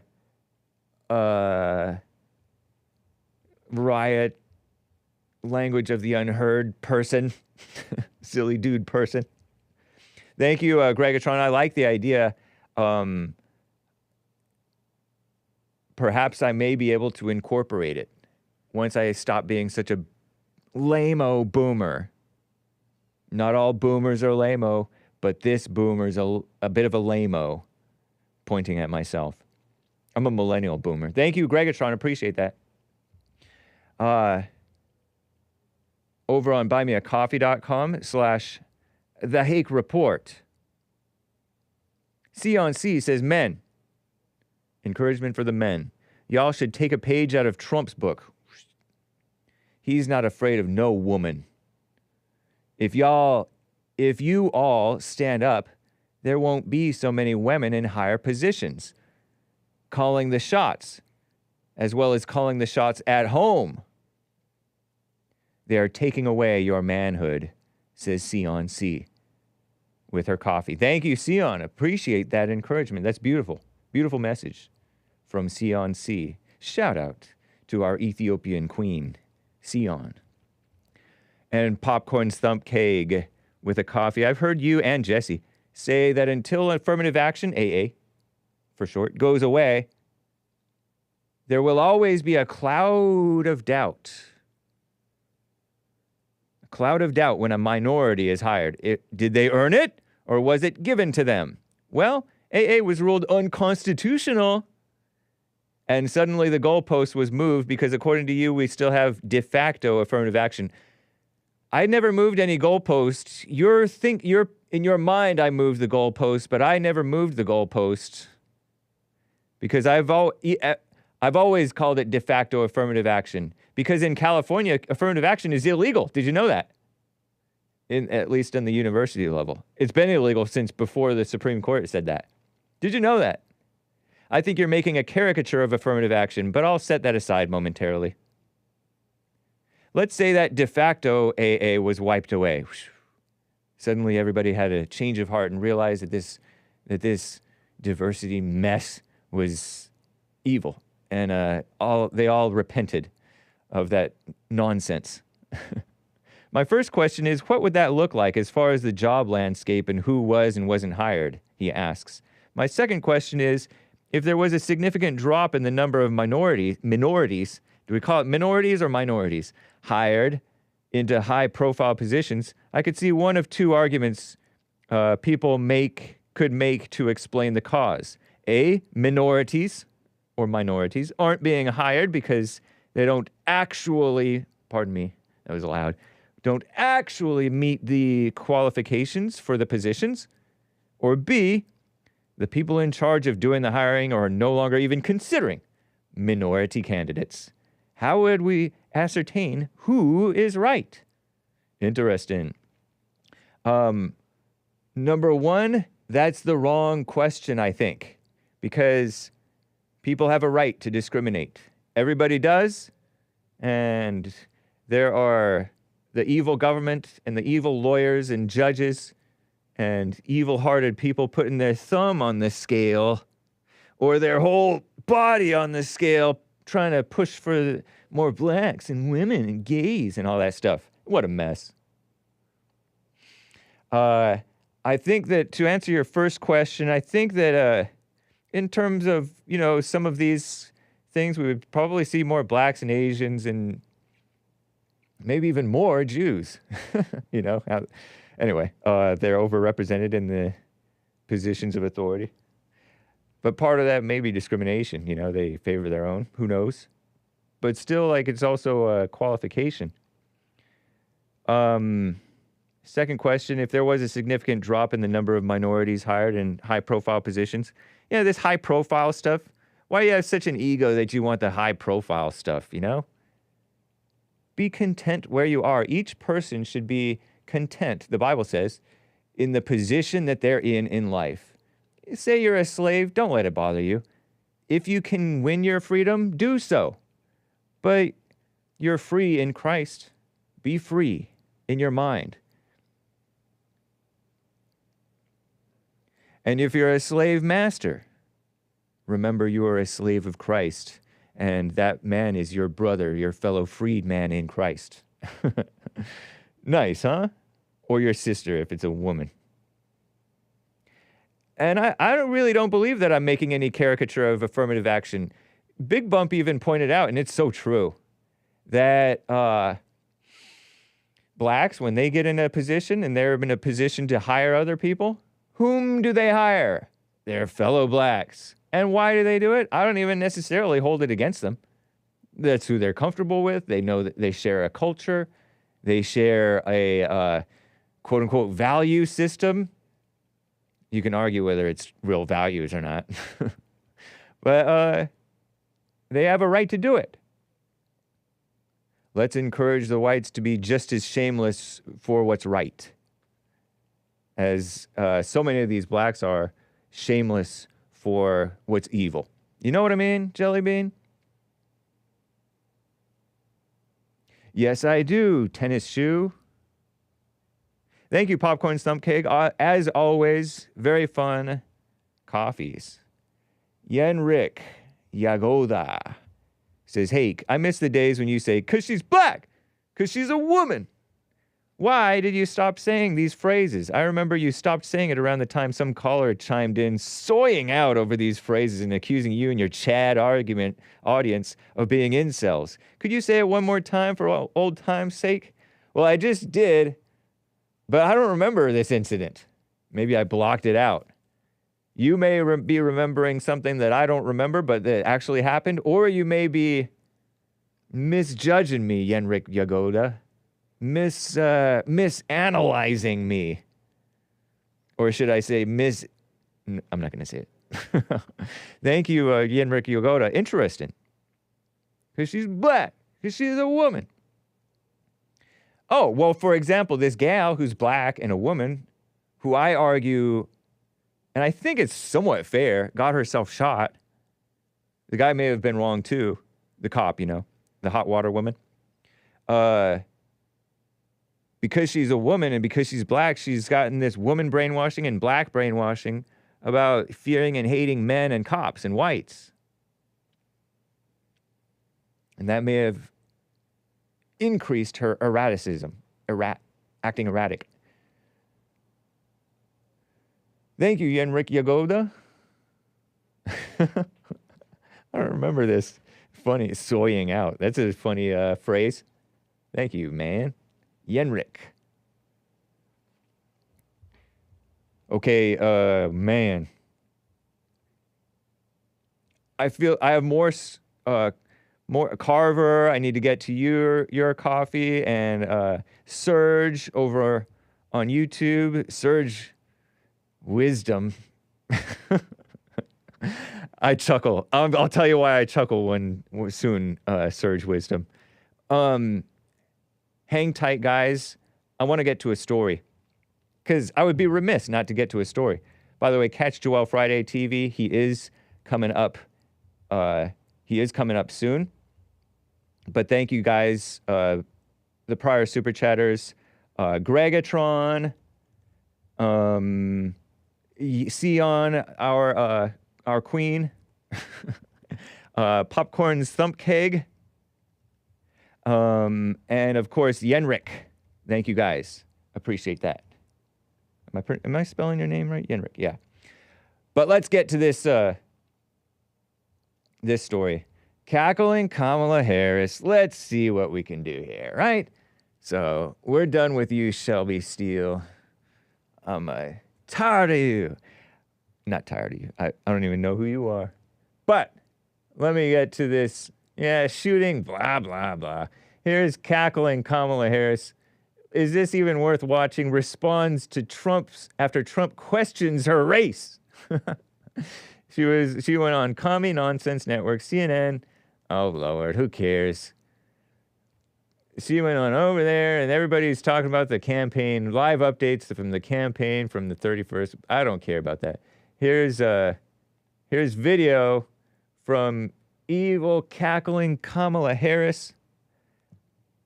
Her reaction to Trump's combative Q&A with black journalists. And it drew laughter from the crowd. Oh, so she prompted a laugh too, huh? Vice President, evil, cackling Kamala Harris. You know, this woman, her, look at that face. As Trump has said, look at that face. She responded to Trump's combative tone during his interview with the National Association of Black Journalists and his false assertion that Harris happened to turn black a few years ago, or some years ago. I don't know if it was a few. But anyway, let's see if I can do this. Come on. Oh, Lord. Get rid of these evil... I never liked this stuff. I don't know about you guys, but I never liked get rid of advertisements. Advertisements are just an annoyance, in my view. And it's going to make me wait 10 seconds. I might as well just forget about it. It's ridiculous. But I'm afraid to scroll away. Okay, here it comes. Shut up. This sorry. afternoon,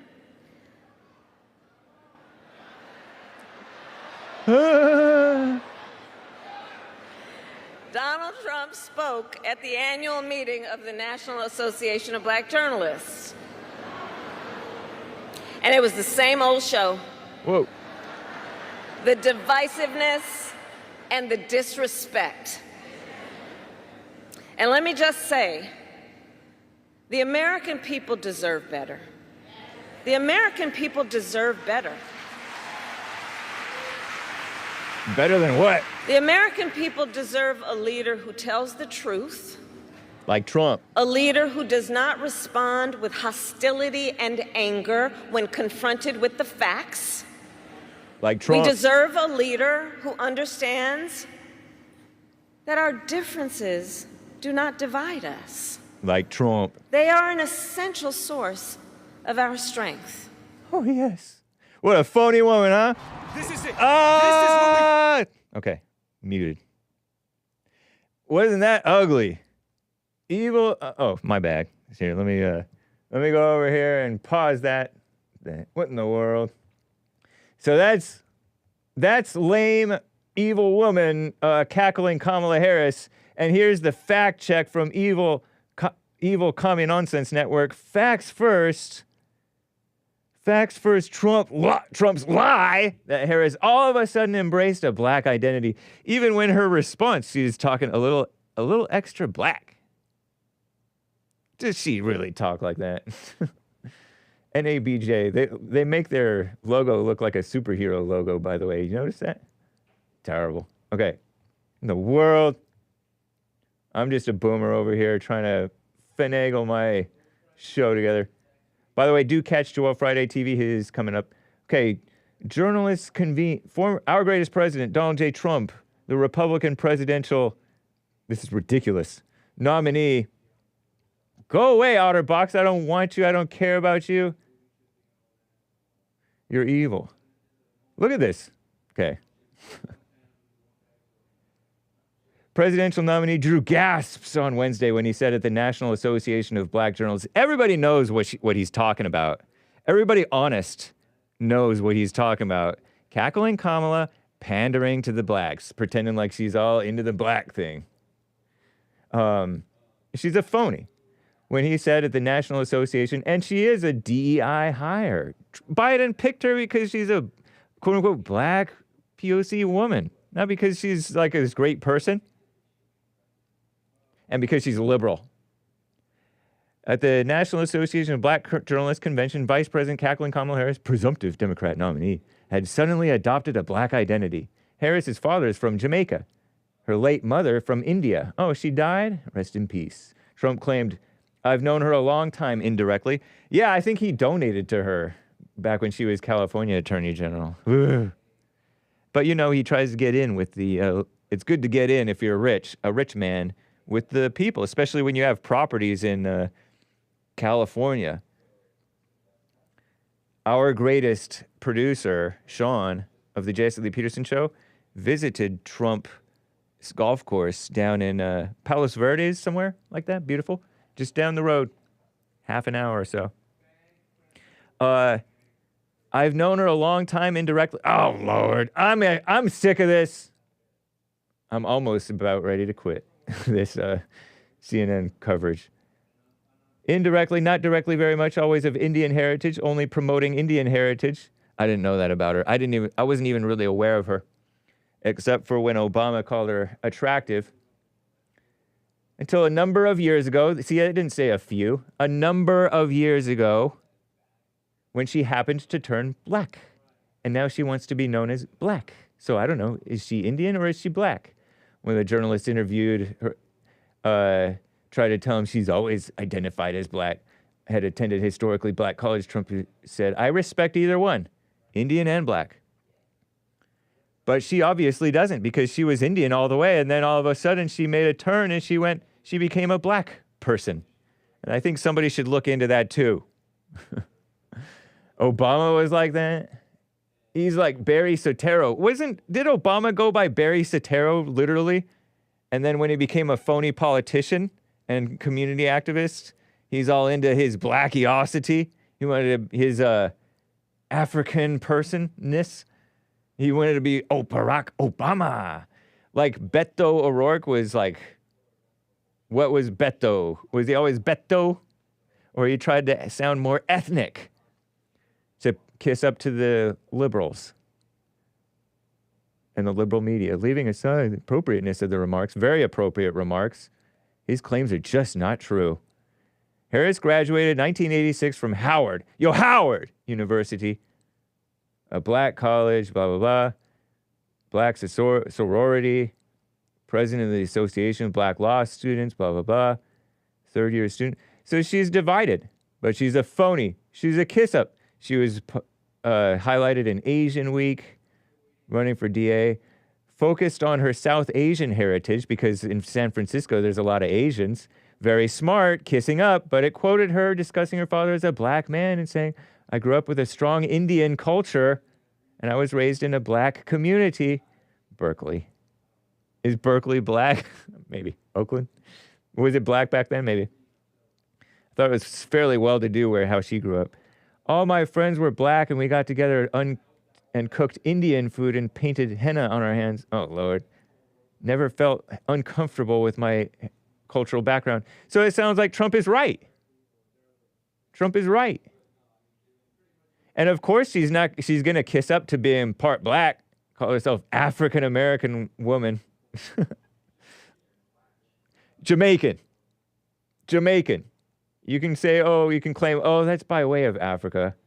And her father's not even that black. Her father is the Marxist economist who was he part Irish or something? Anyway, Trump is right. Fact check. Spoiler alert, found it on archive. Thank you, spoiler alert. Without all the crazy ads. Indeed. He also found that story of the San Francisco nonprofit director charged with embezzling $700,000. I wonder if Kamala Harris I know that her false values are as corrupt as anybody up in San Francisco. I'm not going to speculate whether she was personally corrupt, like into money and just into money and power. She's definitely into ego, phony ego. So call me nonsense with their phony fact checks. He falsely called her a border czar. What's the story behind being border czar? Her actual immigration-related assignment from evil Joe Biden to lead a diplomatic effort to tackle root causes of migration in 3 Central American countries, which was much more limited. Oh, so she didn't actually care. So you're saying that Joe Biden and cackling Kamala Harris didn't actually want to fix the border situation because they like that being that out of control. And all the Republicans and Democrats, by and large, like it being that out of control.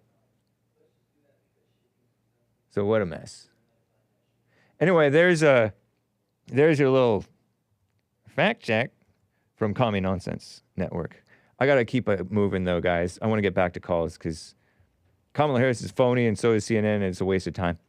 Mark in Los Angeles, been on hold forever. What's up, Mark? Thank you for calling and holding. How you doing? Very good, thanks. I've got so much to say. But the one question that I had for you that wasn't answered by the Don yesterday, when I asked him if he believed that our Constitution was written by white men for white men, he said no, and he brought up all men were created equal.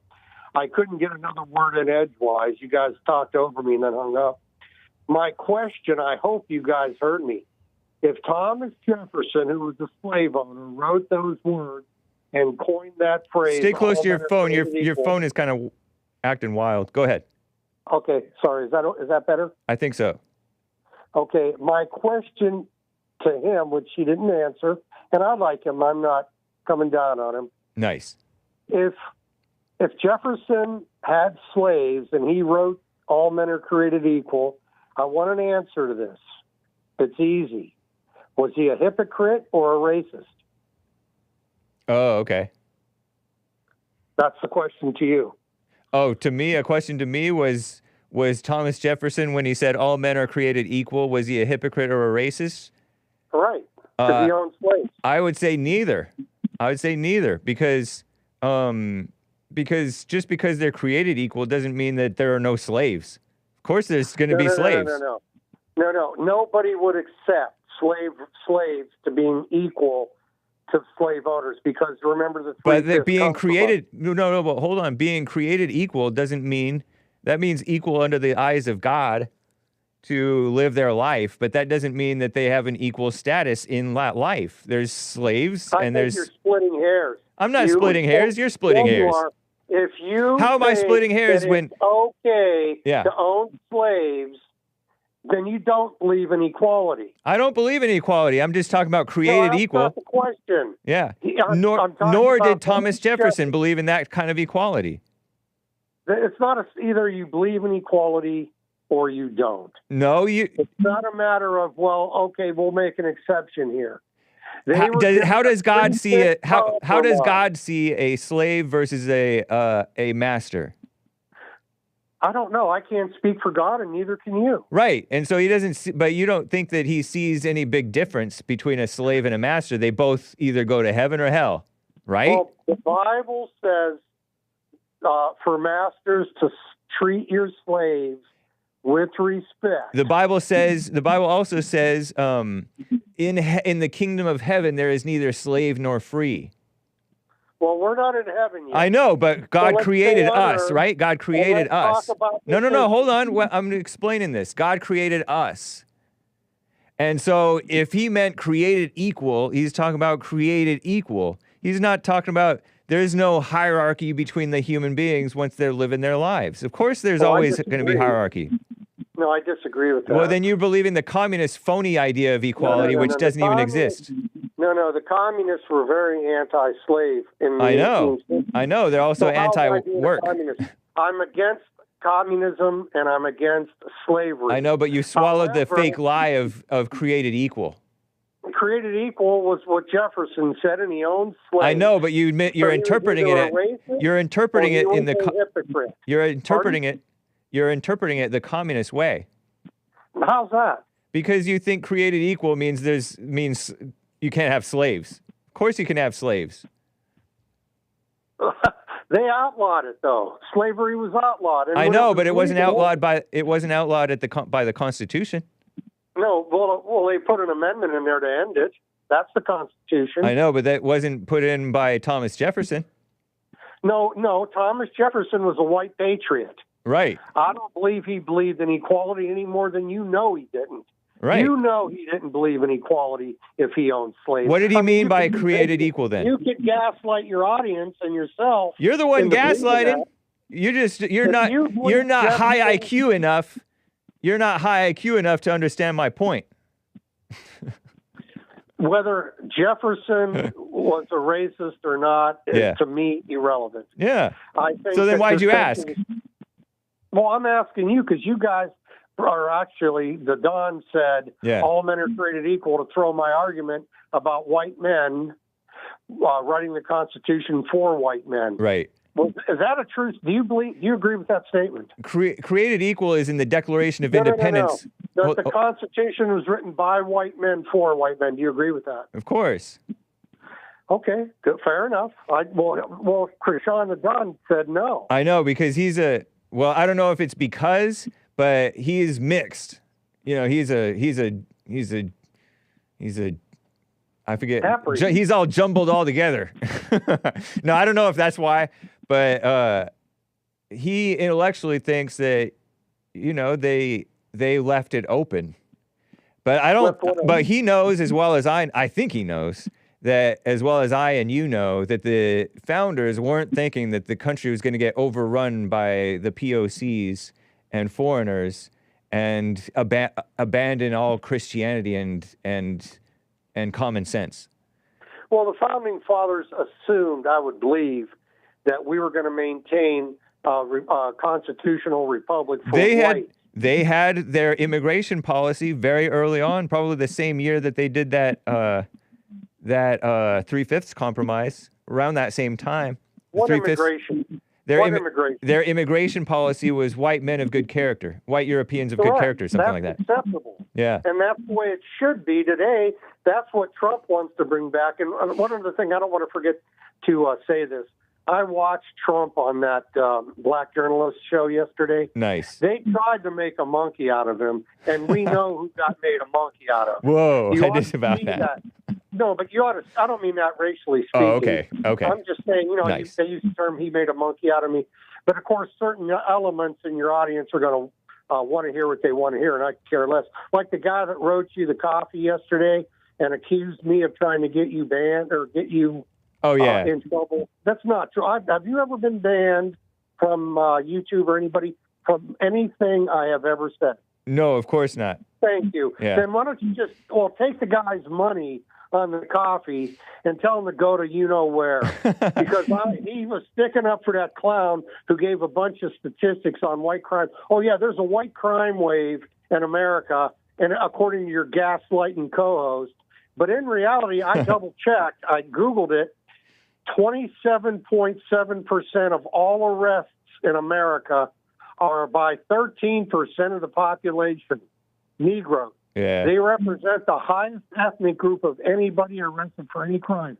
And I can tell you one thing. Most people are more concerned with violent crime than they are with white-collar crime. Right. And Asmodor, the late, great Asmodor, on his Telegram, t.me/TKRofficial, he found information, an excerpt from maybe a book by two researchers or a researcher who found that blacks are even overrepresented in white-collar crime. That's true. Yeah. Everything that guy says is to be taken with a grain of salt, and that goes for the FBI and what did he say, the Department of Justice.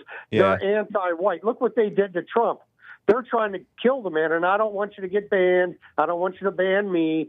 But there are so many unanswered questions about that attempted assassination. It's easy for me to believe it was an inside job. Like it's easy for me to believe those stats that your co-host gave were bogus, inflated, padded stats from the FBI.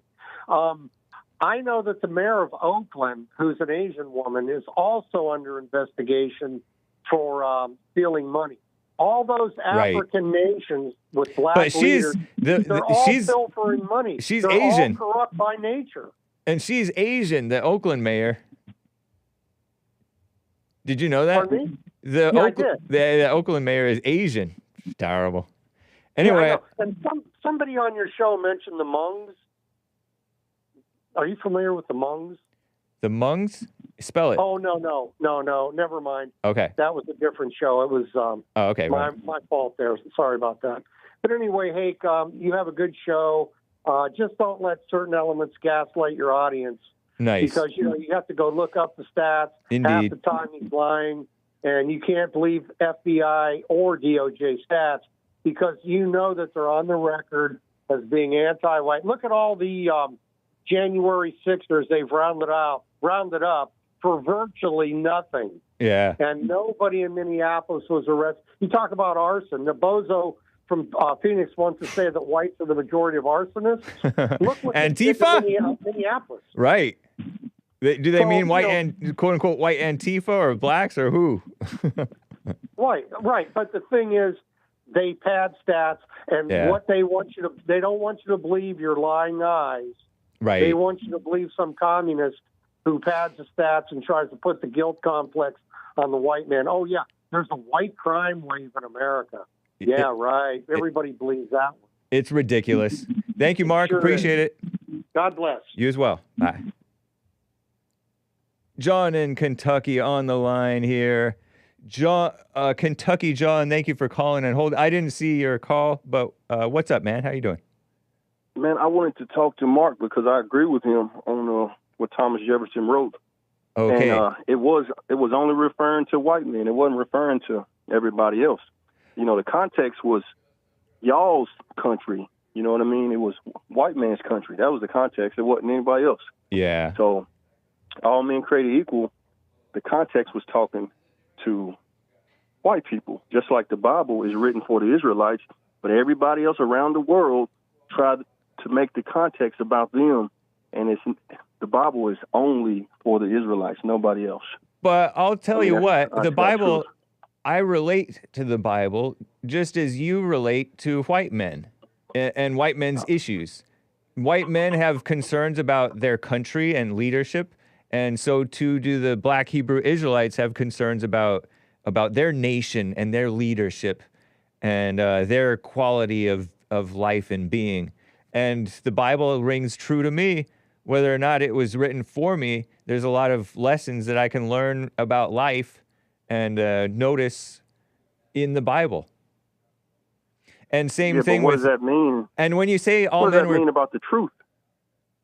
What does it mean about the truth? Oh, you know, love your neighbor. I don't know. Don't worry too much if you hear people talking crap about you. Don't say that word, kids. Stuff like that. Like, those are good, great lessons from the Bible. But the facts don't change, man. When we were slaves, we were not created equal. And you can say... Well, in God's eyes, you were. Born, in God's eyes, you're there's neither slave nor free. That's not God saying it, Hake. That's not God saying that. Okay, well, let me give credence to what you were saying, that all men are created equal. Thomas Jefferson was only talking about the whites around the world. That may be true, because in America wanting to be independent from UK, he had to justify, he wrote in the Declaration of Independence, I want to justify us fighting for our independence to these other nations. And he listed off all the bad things that the king did. The only other nations that would care about what America does would have been the white countries. So you're probably right. He was talking to whites, about whites, for whites, and he's talking to his fellow whites around the world. You're probably right about that. Right. But anyway, I don't know. I don't think he. So Mark's right. So Mark's right about that. I agree with him. Oh, okay. And that's what I was taught. You know. Oh, really? This country is not ours. This country is y'all's. But we've struggled generation by generation, and we have to make the best for us. That's why we've, let's just say, infiltrated. We infiltrated y'all's political system. Yeah. And now that we're getting a stronghold on y'all are going nuts. Yeah, because you guys are the ones who have infiltrated are not good, sensible, nice, fair-minded people like you and me. To you. Yeah, no, not at all. Like, not by any standard. Everybody knows that they're biased. They don't care about real justice or anything. They just care. They treat the whites worse than the whites ever treated the blacks, by and large. Hey, do you believe in you reap what you sow? Yeah. So, don't you think the white man is getting what he put out there? He's getting hated for being weak and being nice. Yep. But that's the fact. All the evil stuff y'all did to form this country, you don't think that y'all are paying for it right now because y'all teach y'all's history like it's some type of noble thing. By and large, it was. From their viewpoint, no. Yes. When the Indians talk about y'all, when we talk about y'all, when the Mexicans talk about y'all, it's things that y'all did to us to get where y'all are today. That's because you guys are angry and bitter and telling tall tales to feel like victims. It's not a tall tale. Oh, it's yes, the truth, it is. Hake. It's not the whole it's the truth. No, it's communist propaganda. You swallowed communist propaganda. Go ahead. So, my bad. Go ahead. You guys didn't come in and ask the Indians, can we have this land right here? A little bit. Yeah, we did. We made deals. You did it in a deceitful type way. That's why we call y'all devils. You guys took human beings. And made them work and build this country because we were the labor behind You didn't it. build the country, but okay. We Well, you can destroyed what always you say that. built. We just Whatever. General Sherman burned down the beautiful South. Did you know that? No. Yeah, he did. So we had to But all you ever I'm heard of saying Reconstruction? They had to do a reconstruction, and that wasn't by All slaves. I'm saying is, all I'm Go saying ahead. is, you guys aren't as innocent as y'all portray, and you guys We don't try to portray act that. all- No, you're completely mistaken. Whites are the only ones who are honest about where they did right and where they did wrong.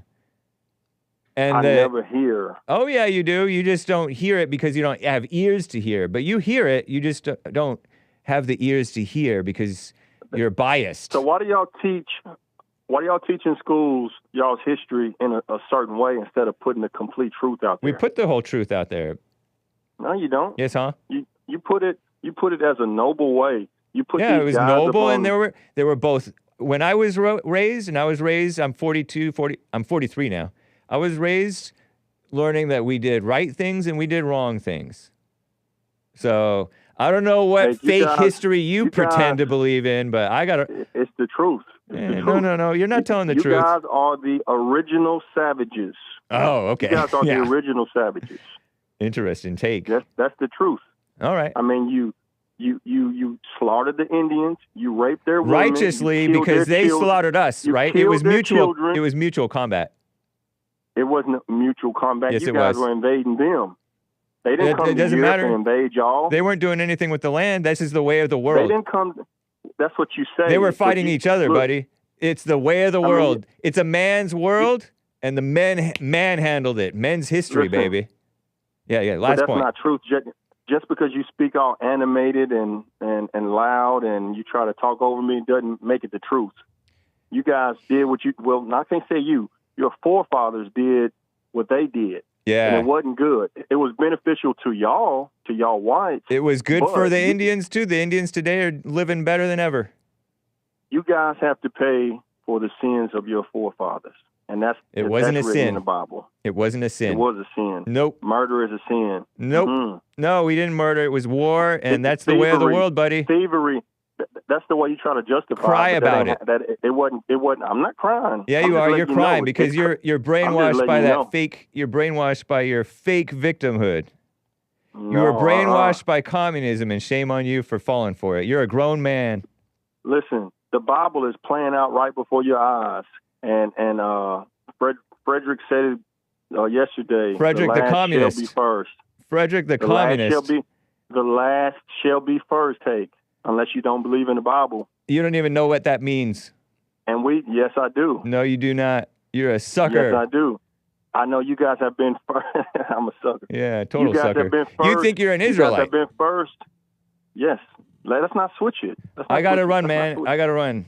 All right. Well, I mean, you know what's gonna happen, Hake. Yeah, keep your threats. You guys know what's going on. Adios, John in Kentucky. I gotta run. This has been the Hake Report, guys. I cannot get to Carver's Coffee or Surge Wisdom. Man, I'll get to you guys later. Lord have mercy. Joel Friday TV is coming up next, everybody. Let's hear Orchid Thursday. It's Men's History Month. Let's hear something manly, shall we? Let me turn down the volume on this because this is going to be, ooh-wee. This might be kind of loud. I said Orchid, right? Here it is. Bum, bum, bum. Okay. Here it comes, guys. Joel Friday TV is coming up next. So, peace in the Middle East, or at least in your hearts. Bye. Your charitable objectivity doesn't exist. Aesthetic historical is not dialectical. Because the reference is gone. Where did it go? A past so far gone. Body of working, that's protection. And I lost it, it's astounding. So good. Thanks again, guys. Adios, America. Bye.